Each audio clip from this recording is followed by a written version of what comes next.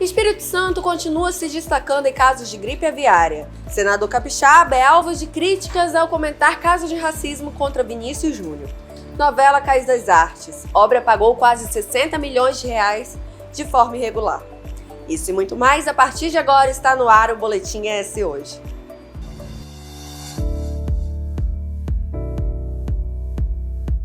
Começamos o resumo da semana com o caso de um casal que foi preso por ter arquitetado um assalto à casa de uma família na Mata da Praia, em Vitória. O crime aconteceu no dia 6 de abril e o detalhe: a mulher trabalhava na residência há mais de 8 anos. O roubo, que ocorreu mediante a simulação do sequestro de uma doméstica, que mais tarde a polícia descobriu que também estava envolvida no caso, contou com a participação de outras 7 pessoas, dentre elas o marido da funcionária. Basicamente, a dinâmica se deu exatamente por planejamento do marido. O marido entrega a chave, inclusive, para essa simulação de um falso sequestro na residência da doméstica, né?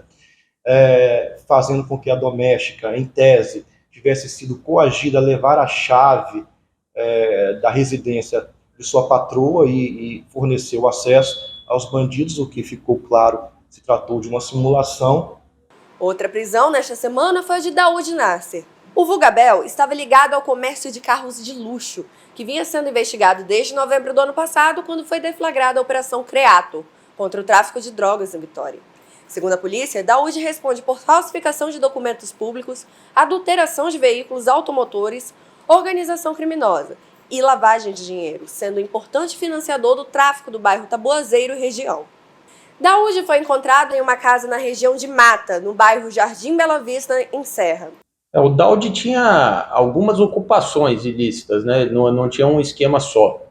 Então ele fazia adulteração de veículos automotores, trazia veículos roubados, principalmente de Minas Gerais, e aqui fazia clones, né? Conseguia fazer documentos quentes com esses veículos e botar os veículos em circulação. Ele não ficava com esses veículos, frutos de atividade ilícita, ele passava até para lavar dinheiro também, e além disso a principal atividade dele era realmente a abertura de contas bancárias com documentos falsos, e era interessante porque ele nunca se expunha, né, nessas atividades, porque ele contratava algum indivíduo, normalmente ligado ao crime, e pagava 6 mil reais para ele, fazia o documento falso para ele, para que esse indivíduo fosse na agência bancária e abrisse uma conta bancária.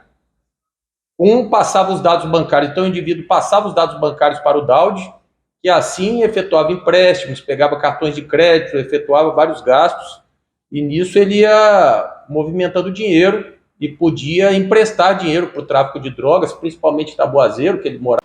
Vamos mudar de assunto, falar de outro sério crime, o racismo, no qual um jogador brasileiro, Vinícius Júnior, foi vítima em Madrid.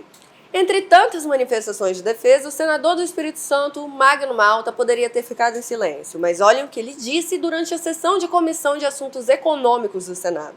O mais triste para mim é que as emissoras ficam com esse assunto desde ontem. Reverberando, revitimizando ele, porque o assunto da Ibope, para eles ganhar mais patrocinador. É uma descaração isso.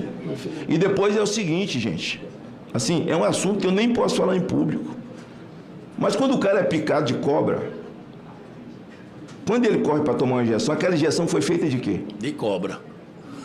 Então você só pode matar alguma coisa com o próprio veneno de alguma coisa. Tá bem? De alguma coisa. Então é o seguinte, cadê os defensores da causa animal que não defendem o macaco? O macaco está exposto. Veja quanta hipocrisia, certo? E o macaco é inteligente, é bem pertinho do homem, a única diferença é o rabo.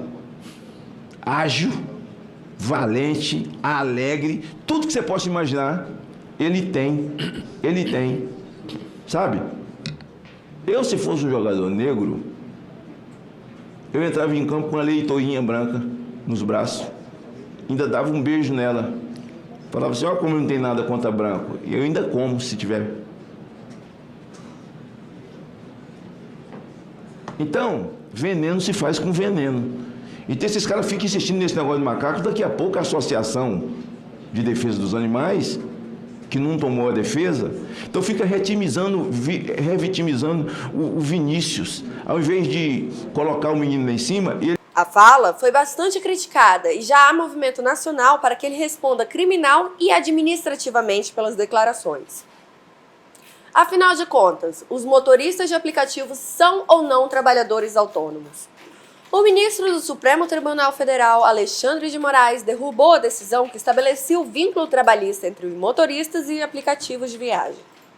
No texto, o ministro aponta que a relação entre o motorista e aplicativo mais se assemelha a um trabalhador autônomo do que a um regime CLT. Desta forma, assim como o trabalhador é eximido dos direitos previstos pela CLT, também é liberado das obrigações previstas por ela. Os pequenos negócios são os que mais geram emprego no Espírito Santo. A cada 10 vagas de emprego no estado, 6 foram ofertadas por micro e pequenas empresas em março desse ano. Ao todo, foram 2.747 novas vagas de emprego sendo geradas pelo setor no período, o que representa uma alta de 49,7% em relação ao mês de março do ano passado. Os dados foram divulgados pelo levantamento do Sebrae com base no Cadastro Geral de Empregados e Desempregados, o CAGED. Hoje é sexta-feira, dia de edição semanal de ES Hoje, e eu destaco que o número de famílias na fila de espera da adoção no Espírito Santo é até 7 vezes maior do que a quantidade de crianças disponíveis. Tem economia, política e muito mais. Todo o conteúdo está no link na descrição desse vídeo. Aproveite para se inscrever em nosso canal e ativar as notificações. Lembrando que todo o conteúdo também pode ser acessado gratuitamente em eshoje.com.br. Elevadores, poltronas, luz cênicas e demais itens para que o teatro e outros setores do Cais das Artes funcionem bem foram parcialmente pagos. Só de passar pelas obras do espaço na Enseada do Suá em Vitória, já é possível notar que os pagamentos foram irregulares, uma vez que o local sequer está pronto. Uma auditoria do Tribunal de Contas do Estado aponta que mais de 54 milhões de reais foram pagos para o que a gente já sabe: nada. A área técnica do TCE Capixaba mostra que o consórcio Andrade Valadares Topos recebeu pagamentos antecipados com autorização do então diretor do IOPS, Luiz César Mareto. As obras começaram no dia 5 de abril de 2010, paralisadas em 2012, recomeçadas em 2013 e desde 2015 estão como Capixaba vê, só se deteriorando.